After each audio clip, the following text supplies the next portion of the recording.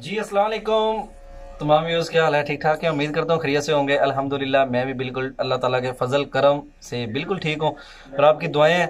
तो मेरे साथ आदिल भाई हैं। आदिल भाई अस्सलाम वालेकुम। वालेकुम अस्सलाम। क्या हाल है? सब ठीक है। जी ठीक ठाक। सलाम वालेकुम जी सब भाइयों को। तो कैसे हैं? हरीत से ठीक ठाक हैं? आदिल भाई, आज का जो एपिसोड है, इस एपिसोड में आपने बताना है कि वसीम शाह साहब ने ये कहा था कि आदिल भाई हमें रिसीव करने के लिए आए, तो इनके पास इतने इतने लंबे छुरे थे हाँ और आदिल ने मुझे तराया। हाँ। ओए वैसे भज। आदिल भाई। तो मतलब उन्होंने आपका तारफ करवाया था। तो भाई ने कमेंट किए थे काफी दोस्तों ने कि आदिल भाई ने अपनी स्टोरी में ये बात क्यों नहीं बताई कि शाह साहब के साथ इन्होंने क्या किया था। तो वो वाली आज आपकी स्टोरी फिर डालते देखिए हैं अभी। ये सिर्फ कुछ दोस्तों की फरमाइश पे जो है ना, कुछ बंदे पूछ रहे थे कि ये जो वसीम शाह साहब वो हैं तो हमारे बड़े, क्या उन्होंने ये बात की थी वीडियो के अंदर कि आदिल भी जो है वो डंकरों के साथ हमें रिसीव करने के लिए आया था। अच्छा। तो जी, तो शाह साहब ने क्या फरमाया? शाह साहब ने अपनी एक वीडियो में बोला था जी आदिल भी जो है वो डंकरों के साथ ना रिसीव करने आया था। इसने हाथ में इतने इतने बड़े छुरे पकड़े हुए थे अच्छा। और डंडे पकड़े हुए थे। मुझे छुरे। हाँ? मुझे छुराई। हाँ छुरे थे। तो बात इसी में इस तरह है कि शुरू से स्टोरी आपको मैं बताता हूँ। अच्छा। कुछ मजबूरी बन गई थी उनके साथ रहने की, अच्छा। लेकिन हम है तो इस तरह के नहीं यार, ना कभी इस तरह का काम किया है। बिल्कुल ऐसा ही है। हुआ यूं कि ये स्टोरी ज़रा मैं स्किप की थी अंदर से, अच्छा। क्योंकि ये बताने वाली नहीं थी और अच्छा। मैं समझता नहीं था कि बतानी चाहिए। अच्छा। तो खैर कुछ दोस्तों ने फिर फरमाइश की, उन्होंने इतराज़ किया कि ये स्टोरी जो है ये आपने क्यों नहीं बताई, ये आपने क्यों स्किप की। तो उसमें फिर ये है कि बताना तो फिर बनता है। बिल्कुल। इसलिए जनाब हम जो हैं आपके सामने ये व्लॉग लेके आए हैं, मकदोनिया सेफ वाला। अच्छा। जब हम ग्रीस से निकले थे अच्छा। सर्बिया के लिए, तो रास्ते में फिर एक सेफ आती है मकदोनिया, जहाँ पे वो पेमेंट्स वगैरह करवाते हैं और उसके बाद वहाँ से निकाल के आगे सर्बिया की तरफ भेज देते हैं। हम्म। हुआ कुछ यूं कि जैसे कि मैंने बताया कि मैंने घर बताए बगैर निकला था ग्रीस से। अच्छा। घर फ़ोन किया, मुझे 150 यूरो चाहिए, मैंने कार्ड बनवाना है यूनान में और मैं काम लगना है। तो उन्होंने भेज दिए पैसे। मैं काम पैसे आ गए तो मैं वो नहीं पैसों की वो शॉपिंग की गई। स्लीपिंग बैग लिया, अच्छा। दूसरा बैग लिया, खाने पीने का सामान लिया बैग के अंदर लगा। एजेंट से बात की उसने, उसके साथ ही मैं आया हुआ था तुर्की भी, उसी एजेंट के साथ ही जिसके साथ मैं आगे आया था ना सर्बिया की बात जिससे की। तो उसने पहले पहले जानता था, उसने कहा "अब्दुल साहब आपके पैसों का कोई मसला नहीं है, अच्छा। हाँ और आप आ जाए सलोनिकी"। हाँ। मैं वहाँ से टिकट करवाई सलोनिकी। अच्छा। सलोनिकी की अपना सलोनिकी चला गया। वहाँ से एजेंट का बंदा था, उसने शॉपिंग वगैरह करवाई। अच्छा। एजेंट गेम का सामान वगैरह सारा लेके दिया। अच्छा। अब वो स्टोरी तो आपको सारी हमने बताई हुई है कि अच्छा। यूनान से कैसे हम गए सर्बिया। हाँ बिल्कुल। वो स्टोरी सारी उसको रिपीट करने की ज़रूरत बिल्कुल। नहीं है। सेफ में हाँ। चलते हैं। और जब वहाँ से हम पहुँचे, जब यूनान से निकले मकदोनिया पॉइंट पे लगे, वहाँ से टैक्सी ने उठाया, टैक्सी हमें सेफ में ले गई, सेफ हाउस में ले गई जहाँ पे पेमेंट्स करवाते हैं। हम्म।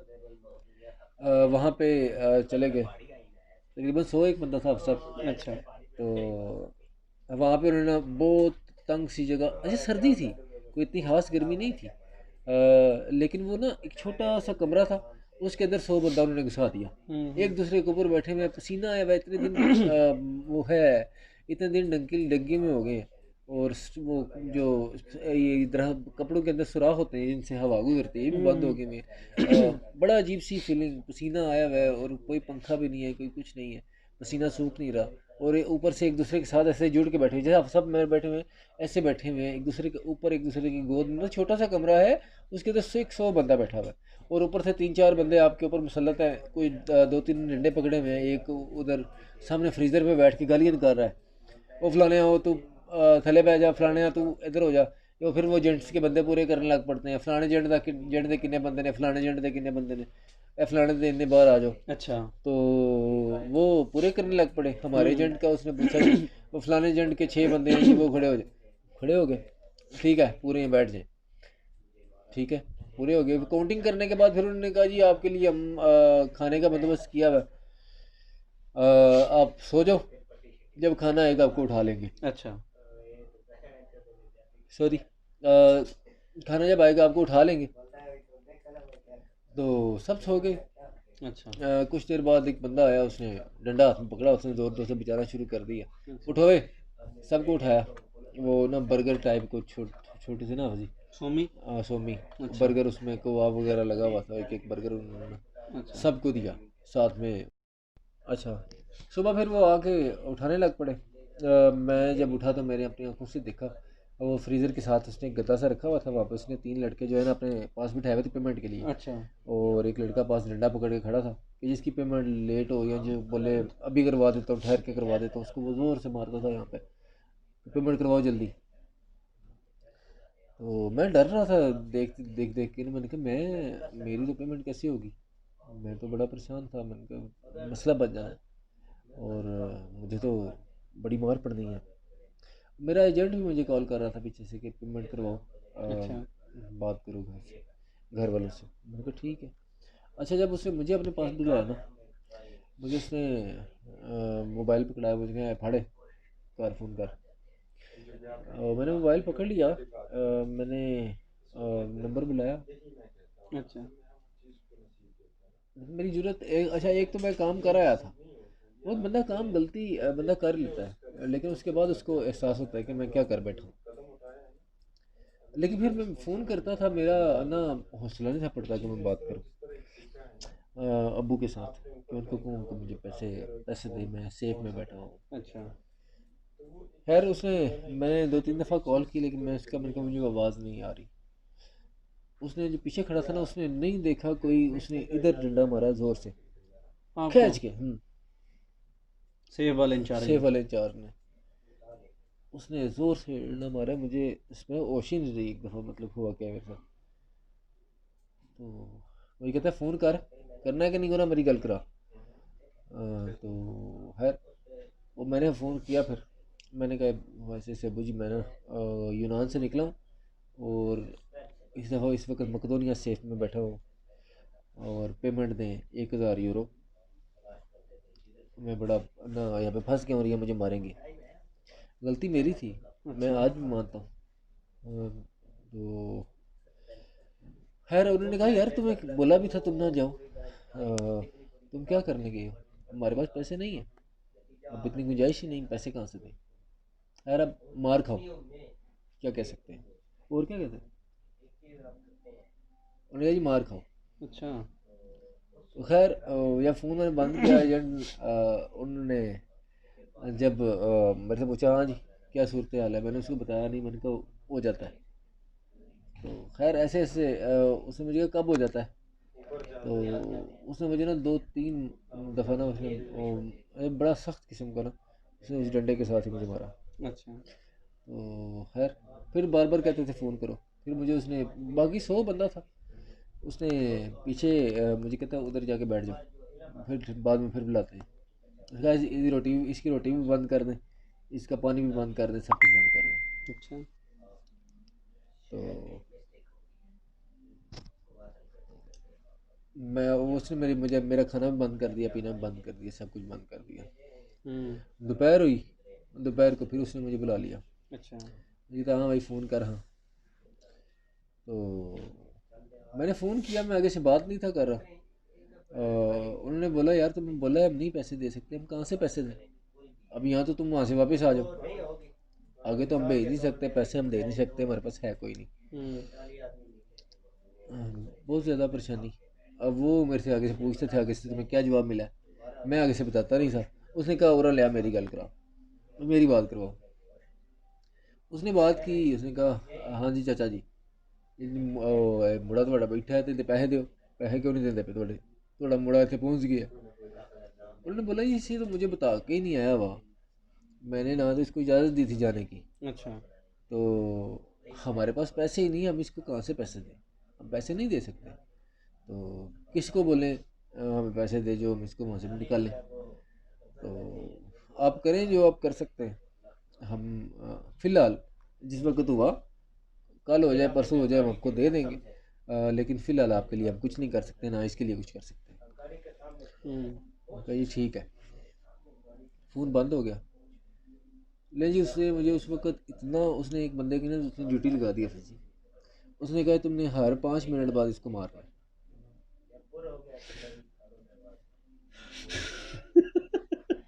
हाँ यार आदिल भाई की अच्छा। सही, लेकिन ये बात, ये स्टोरी अंदर से स्किप की थी, थोड़ी सी एम्बेरसमेंट होती है ये बताते हुए, लेकिन चले। दरिंदगी दी हाथ देना एक। हाँ, अच्छा फिर। उसने कहा हर 5 मिनट के बाद ना आपने इस बंदे को मारना है। ले जी वो एक लड़का था, राणा राणा उसको कहते थे, अजीम नाम था उसका। गंजा। राणा अजीम नहीं, गंजा नहीं था, बाल बाल थे उसके।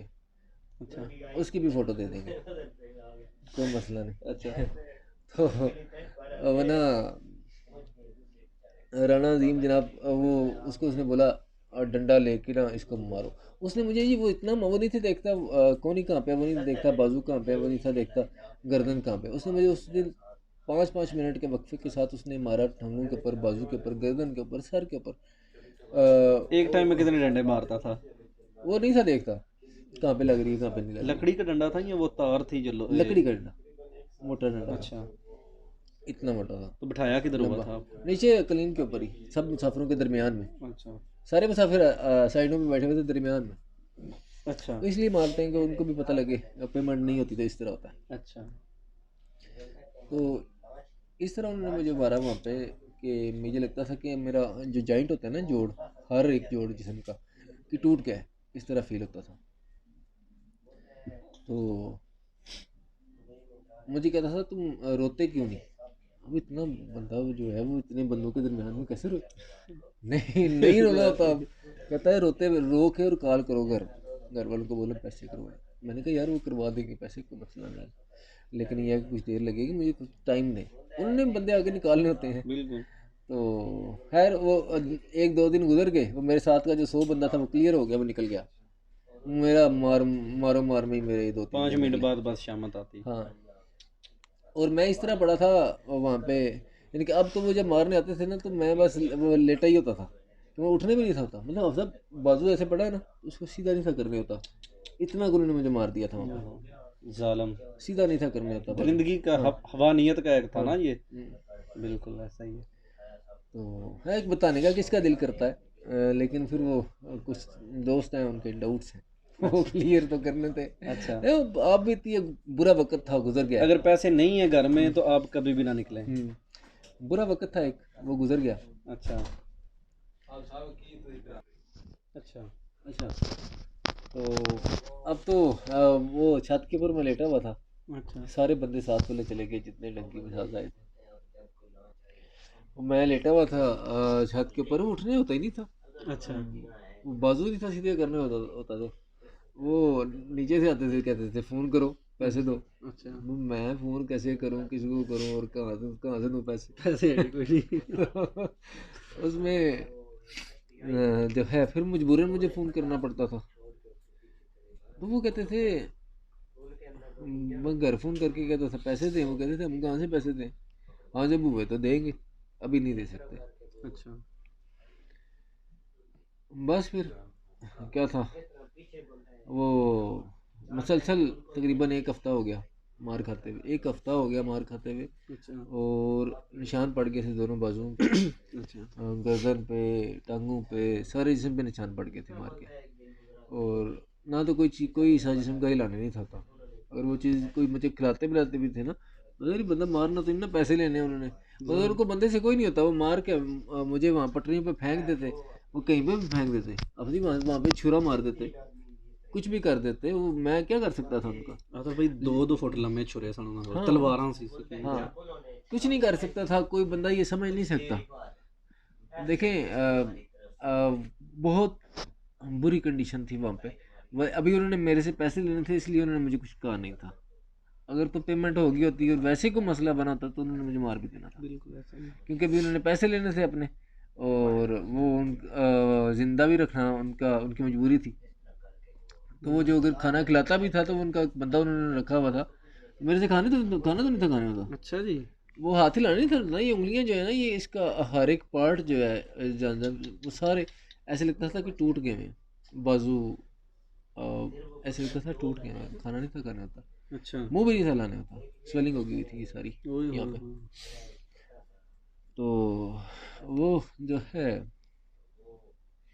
उसने मुझे आके तो वो खाना खिलाता था थोड़ा थोड़ा ना, पानी भी पिलाता था ताकि मतलब मरे ना।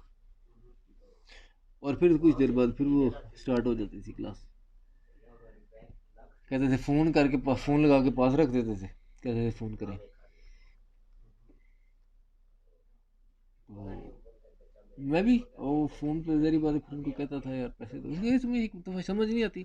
अब वो देखें वो सूरत हाल को समझते भी, उनको पता लग गया क्या होगा जिस हाल था, मतलब सूरत हाल में मैं बोल रहा था उनके साथ, तो मेरे से बात भी नहीं थी करने हो रही। उन्होंने कहा देखो जो भी हालात है हम पैसे नहीं दे सकते, है नहीं तो कहाँ से दे सकते हैं, ये कुछ देर सब्र करें पैसे दे देंगे। उन्होंने ये भी कहा था कि हम आप इसको जो है हमसे टोटल बात कर लें कितने पैसे टोटल लगते हैं, तो हम आपको वो देंगे, इसको आप यहाँ पे रखें, आपको पैसे देंगे मारे ना।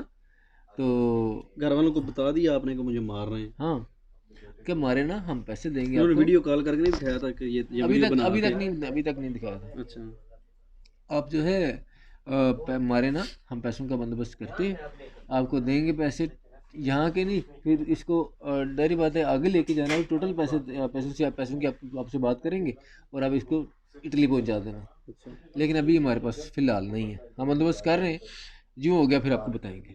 अच्छा। तो खैर वो कहते हैं आप आगे से जहाँ से मर्जी भेजें, इसको भेजें नहीं भेजना भेजें, नहीं भेजना ना भेजें, बोस्निया के पैसे भी ना दें, आप सिर्फ सर्बिया के पैसे दें। यहाँ पे जो लेके आए हैं 600 यूरो जो है वो दें, हमें और पैसे नहीं चाहिए।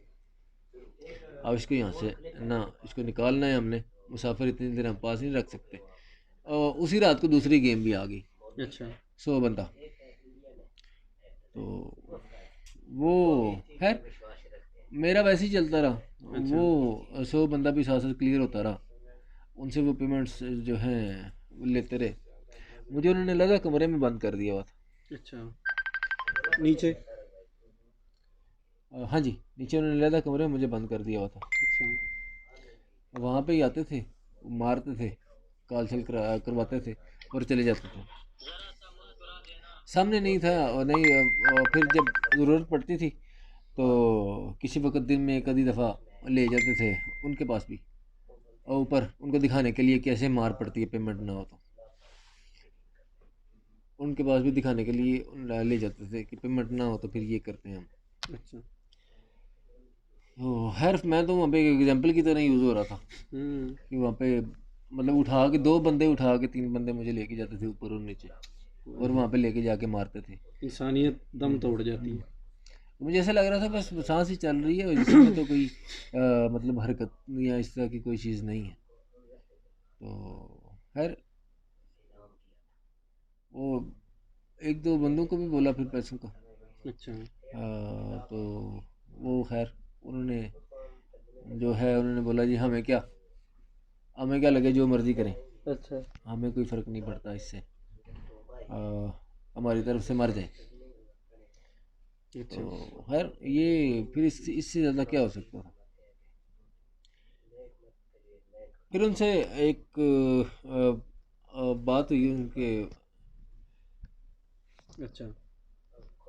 वो मुझसे वैसे में बात की जी देखें अभी जो है वो 50 एक हज़ार का बंदोबस्त हो गया, कुछ दिन तक एक आधे दिन तक मैं आपको सारे पैसे दे दूंगा, आप फिक्र ना करें। अच्छा। तो वो जो है वो जो जिसकी सारी गेम थी ना उससे उसको कॉल लगाई उन्होंने, उन्होंने मेरी बात करवाई उससे, उसने कहा हाँ भाई पैसे क्यों नहीं देता पाया। मैंने कहा यार ये मसला बन गया, ये परेशानी है पैसे।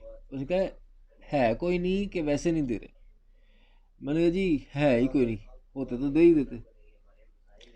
तो उसने मुझे कहा, मैं कहा जी 50,000 रुपये जो है ना वो हो गया है, वो आपको मिल जाता है और बाकी पैसे कुछ दिन तक मिल जाएंगे। वो 50,000 वो अच्छा वो फिर उन्होंने जो है उसने मुझे कहा कोई ज़रूरत नहीं 50,000 की भी, उनको बोलो रहने दें 50,000, अब तुम यहाँ पे रहोगे हमारे साथ काम करोगे, तुम्हें जाने नहीं दे सकते हम। अच्छा। तो मैंने कहा नहीं जी 50,000 का बंदोबस्त हो गया, बाकी पैसों का भी हो जाएगा, आप फिक्र ना करें, और मैं काम नहीं कर सकता ना मैंने इस तरह का काम कभी किया है, उसने कहा नहीं, ये 50,000 भी नहीं चाहिए, मैं पास रखो। वो खैर वो बड़ी मुश्किल से जी वो 50,000 उनको दिया, वो पैसे ले लिए उन्होंने, लेकिन उन्होंने कहा जी और पैसे हमने नहीं लेने, आप यहाँ पे रहो, हमारे साथ काम करो, खाओ पियो जो मर्ज़ी करो, लेकिन काम हमारे साथ करना है। और फिर तकरीबन उस वक़्त मैंने वहाँ पे 15 से 20 दिन से भी ज़्यादा मार खाई है वहाँ पे। बाद में भी खाते रहे हो? बाद में 50,000 देने के बाद भी? नहीं, 50,000 देने के बाद नहीं, हाँ। उससे पहले की बात बता रहा हूँ। तकरीबन इतने दिन मैं मार खाता रहा हूँ, सारे दिन तो अभी सही तरह याद भी नहीं है, इतने दिन तकरीबन मार खाता रहा हूँ। तो खैर वो पैसे जो हैं देने के बाद उसने कहा जी बाकी बाकी तुम हमारे साथ काम करो तो देखेंगे, खाओ पियो जो मर्ज़ी करो। काम क्या था? काम वो था कि मकदोनिया सेफ से जाना था, वो मेन रोड पे जहाँ पे गाड़ी उतारती है मुसाफिर, वहाँ से मुसाफिर लेके आए थे, और उस वहाँ से उस रोड से वसीम शाह भी आया था, उसको मैं लेके आया था वहाँ से। तो फिर मजबूरन उनके साथ काम करते थे, वहाँ पे जाते थे, मुसाफिर लेके आते थे। तकरीबन 1.5 महीना मैंने ये काम किया उनके साथ। अच्छा। अगर इसमें पकड़े जाते, और वो जो लोग थे उस वक्त मेरे साथ जिनके साथ मैं काम कर रहा था, वो अभी सारे के सारे जेल में अच्छा जी। पकड़े गए में 25-25 साल के लिए अंदर हैं। ओए। और देखें मेरे अगर घर तो पैसे हो, मेरी पहले सबसे पहली गलती मेरी थी। दूसरा, मैं ये देख के नहीं चला कि मेरे घर अभी पैसे मौजूद नहीं। सेकंड, अगर पैसे होते तो उन्होंने उस वक्त दे देने थे। अच्छा। बाकी ये बात रही कि अगर तो वहाँ पे मैं पकड़ा जाता तो 25 साल के लिए अंदर चले जाना था, और वहाँ पे हज़ारों यूरो दे के अब सब सिर्फ तारीख पड़ती है, वो किसने देने थे, और किसने 25 साल में भी बाहर आना था। तो बाकी बातों की बातें, टाइम गुजर गया है। हाँ, अब जो है अच्छा, वो उनके साथ तकरीबन मैं 1.5 महीना अब सब उनके साथ काम करता रहा। अच्छा। वो काम भी करवाते थे साथ। खैर उसके बाद वो बाहर जो मार्केट लेके आते हैं मुसाफिरों के लिए सामान, वो मार्केट लेने के लिए बाहर पैसे सबसे इकट्ठे करके ना मार्केट लेने भेज देते हैं, जाकर चीज़ें लेके आओ। और वो चीज़ें लेके अफसर बाहर चीज़ें ले, पुलिस पकड़ लेना तो वो डायरेक्ट जंटी का केस डालते हैं और यूनान में डिपोर्ट कर देते हैं, या यूनान में डिपोर्ट ना करें तो फिर वो अंदर जेल में कर देते हैं अच्छा। कि ये जंटी करता है, इसने यहाँ पे कहीं सेफ हाउस रखा हुआ है, वहाँ बंदों से पेमेंटें करवाता है। तो वो बहुत ज़्यादा परेशानी, या पकड़ा गया मुझे वापस रिपोर्ट कर देंगे यूनान, 50,000 रुपया भी दिया हुआ है, वो भी ज़ाया चला जाना है। और वैसे अगर अंदर कर लिया तो मैं 25 साल के लिए 20-25 साल के लिए अंदर चला जाऊँगा। बिल्कुल सही है। तो बहुत ज़्यादा तंग करते थे। हालांकि वो उनके मालिक जो था उनका, उसने बोला हुआ था कि ये हमारा बंदा है, इसने हमारे लिए काम करना है, ये ऐसे ही है जैसे आप हैं। बिल्कुल सही हो गया। तो है फिर वो पुराने बंदे थे वो, मैं ना ही, मुझे इस काम में इंटरेस्ट ही नहीं था, मैं उनके साथ करना ही नहीं चाहता था। उनका भी दिल नहीं था कि भाई कोई नया बंदा है, लेकिन ये है कि उनका दिल हो या ना हो, मैं करना ही नहीं चाहता। मेरा तो दिल था किसी तरह यहाँ से निकला जाए। अच्छा। तकरीबन 1.5 महीने बाद ना मैंने उसी मालिक को कॉल की, वो जो उनका मालिक था ना, हाँ, हाँ। नंबर मेरे पास था उसका, उसका नाम था क्षमा। क्षमा, क्षमा। हाँ, सही हो तो गया। उसको कॉल की मैंने, उसको मैंने बोला, मैंने कहा यार इस तरह है कि मैं ना यहाँ से जाना चाहता हूँ। उसने कहा आदिल अब तुम्हें 1.5 महीना हो गया, अगर तुम पहले भी कॉल करते कुछ देर तो मैं आपको निकाल देता यहाँ से।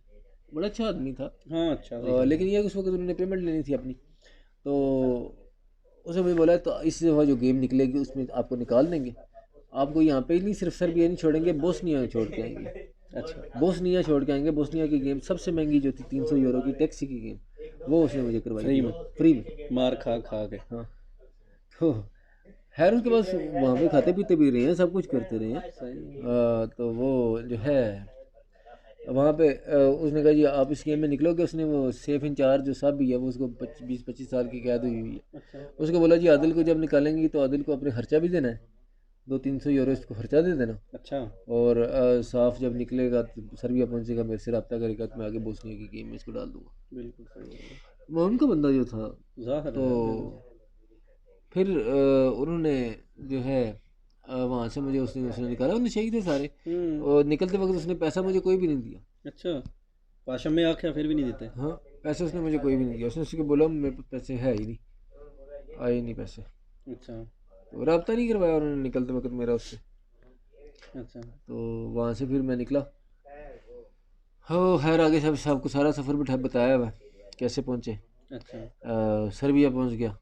सर्बिया बेलग्राड शहर पहुँचने वक्त मैंने वो उसको कॉल की, वो जो बंदा था छम्मा, तो उसने बोला कि ऐसा है सर्बिया में, वो सर्बिया में रहते हैं, तो उसने कहा सर्बिया में हमारे घर पे छापा पड़ा हुआ है, घर हमारे पास नहीं है, तो ऐसा तो तुम्हें हम रख नहीं सकते अपने पास, तो तुम जैसे ही पहुँचोगे बेलग्राड अफगान पार्क के पास तुम्हें बंदा ले जाएगा मेरा। अच्छा वैसे ही हुआ सब। जैसे ही मैं पहुंचा, बंदा टैक्सी पे लेने के लिए आया हुआ था मुझे। अच्छा जी। हाँ, टैक्सी पे बंदा लेने के लिए मुझे आया हुआ था, और अच्छा। वो बंदा टैक्सी पे बिठा के मुझे गेम के लिए लेके गया। उसी रात को उसने मुझे गेम में डाला था, वो उसने छोड़ दिया। ज़बरदस्त हो गया। बस ये सेफ की स्टोरी थी। अच्छा, और अभी थोड़ा सा सवाल जवाब जो मेरे जी माइंड जी में आ रहा है, मैंने दरमियान में नहीं टोका, अभी आपसे बाद में पूछता हूँ। जी जी 20 दिन तो आपने मार के, फिर आपको उन्होंने ज्वाइन करा लिया फोर्स करके, वो जो 1.5 महीना आपने उधर गुजारा, वो जो मारता था, फिर आप उसको नहीं कहते थे कि यार तू बड़ा जालिम है, तेनू तरस नहीं आया? फिर ना तो ना, फ्रैंक नहीं हो गए थे उनके साथ ही यहाँ फ्रैंक मतलब? होने की कोशिश ही नहीं की जी। ना तो उनके साथ रहना हो तब तो बंदा फ्रैंक हो। मैं सिर्फ वहाँ से निकलना चाहता था, क्योंकि इस तरह का वक्त कभी ज़िंदगी में देखा ही नहीं था। तो बस आपने उनको नहीं कहा था कि यार तुम मैंने बड़ो इना मारते रहे हो, चंगा नहीं कीता है तुसी नहीं राणे नहीं, नु ही? शर्मिंदगी हो, जाहिर बात है, बंदे से मारने में शर्मिंदगी होती है। तो किसके कोई पास बैठते थे उधर आप? फिर अकेले ही बैठते थे अकेला ही उधर? बैठता था, अकेला बैठा था, मोबाइल साथ लगा रहता था। मोबाइल उन्होंने दे दिया था मुझे, उसके साथ लगा दोस्तों से बातें करने लगा रहता मोबाइल था। आपका था या वैसे उन्होंने दे दिया? नहीं, उन्होंने दे दिया था। उन्होंने कहा कि ये लो मोबाइल तो मेरा वो पहली जब गेम निकली थी ना, तो वो शॉपर के अंदर पता है मोबाइल डाल के रखे होते हैं, तो मोबाइल मेरा कोई निकाल के ले गया था वहाँ से ही। सही तो है। मोबाइल उन्होंने दिया, सिम इंटरनेट पैकेज उधर भी एक एक्स्ट्रा बंदा था, था सब उस कुछ सेव था। में जो बहुत मोबाइल चेंज करता था लड़कों से, जिसका अच्छा लगता था, ओए अगे भी जाके खवाना ही बाड़ा मैनू दे या तू ला। सारे इस तरह के थे। नहीं, हो एक वो लंबा जो था वो ऐसे ही करता था, बट वो जो तो था है ही कि मैं पता सी, वो तो ओए वीडियो ए पे मेरा ए वे है जरा J5 भी मैं नवा ले आई रे हुन, ए तू मेनू दे के जाना माई दिया सिंगा बोलदा वीरे हाँ, ते। वीडियो पे जरा इस तरह के लफ्ज़ इस्तेमाल करते हुए अच्छा नहीं हाँ लगता। चलो सही है। तो तो वहाँ पे आपने वो जो 1.5 महीना आज़ादी का गुजारा था, उसका और पहले का डिफरेंस आपने क्या फील किया? कोई डिफरेंस नहीं है उसमें। ये था, उसमें भी मैं, ये था सिर्फ मार नहीं थी पड़ती, और कोई डिफरेंस नहीं था खाने उसमें। पीना क्या था? वो सेम ही खाना रोटियां पीना तो से पकाते थे ना वो? हाँ, पहले तो मुसाफिरों को सौमियां देते हैं, हम्म, तो अपने लिए वो रोटी अपने लिए बनाते वो हैं। फिर वो किसी मुसाफिर से ही पकवाते थे रोटी और सारे, हम्म। तो वो उनके साथ ही फिर खाता था मैं भी। सही हो गया। तो लेकिन खैर बहुत बुरा वक्त वो गुजरा। वो जो पाशम्मे का साड़ा था पतला सा, वो आपने देखा हुआ था? बस, मुंडा सी पक्के जे रंग दा पतला जिहा, साडी ना उत्थे आया सी। हो सकता है कोई हो, हम्म। लेकिन मैं इतना तो कभी देखें इतनी देर उधर रहा हूँ, लेकिन इनके अंदर जाने की कोशिश ही नहीं की, ना इनसे बात करने करीब होने की भी कोशिश नहीं की। मेरा अभी भी रब्ता किसी से नहीं है बिल्कुल इनमें सही से। हो वो दो चार लड़कों से है रब्ता, लेकिन कोई ख़ास इस तरह नहीं है, गया, सही हो गया। ना ही मैं रखना चाहता हूँ। बिल्कुल सही हो गया। बाकी चलो अल्लाह ताला खैर करे। आदिल भाई आपने तो फिर बहुत ज़्यादा जो तकलीफ़ें बर्दाश्त की हैं, तो ये यार ये ना स्टोरी सुनाने का मतलब ये नहीं है कि आपको चिलविल करवा रहे हैं या आपको इंटरटेन कर रहे हैं। इसका मकसद ये है कि आपको बता रहे हैं कि यार कितनी मुश्किलात हैं अगर आप विदाउट जो है ना वो पैसे घर में ना होने के बावजूद इस तरह के सफ़र पर निकलते। पहले तो ये है कि ये कानून एक जुर्म है, आप अगर किसी घर में चोरी दाखिल होते हैं तो उन्होंने आपको ऐसा करना ही है। तो पहले तो आपको ये कहेंगे कि आप प्लीज़ ऐसा रास्ता अख्तियार ना करें जिसकी वजह से आप भी परेशान हो, आपके घर वाले भी परेशान हो। बाज़ का बंदा वहाँ पे जो है ना वो अगवा करोगे हाथ हथे चढ़ जाता है, ऐसा होता है ना। तो वो फिर 15-15 20-20 लाख जो है ना वो मंगवा लेते हैं, तो ऐसा भी निज़ाम हो जाता है। अगर नहीं तो फिर जलालत तो बहुत ज़्यादा इसमें होती है, जान जाने का भी खतरा होता है। सर्बिया के ऊंचे ऊंचे पहाड़ हैं आदिल भाई, बहुत ही ऊंचे पहाड़ हैं। बिल्कुल। तो वहाँ पे बंदे का मर जाने का भी चांस होता है, क्योंकि जब पहाड़ चढ़ता है ना बंदा, जो पहले नहीं कभी जिसने इस तरह का जो है ना वो ट्रेवल किया होता, ये जर्नी सॉरी, जिसकी इस तरह का नहीं होता, तो उसके फिर जो मसल्स हैं ना वो पुल हो जाते हैं। बिल्कुल। जो उनके पाँव या जो टांगे हैं ना उसके पट्टे हो जाते हैं कट्ठे, तो फिर बंदे से चला नहीं जाता। वो चलते हैं तेज तेज, तो फिर बंदा कहता है यार मेरे पट्टे छिकेंगे, मेरी लत्ता जवाब देगी ना, मैं टूर सकता। तो बाकी ये है कि चलो अल्लाह ताला आप सब भाइयों को अपनी जुबान में रखे।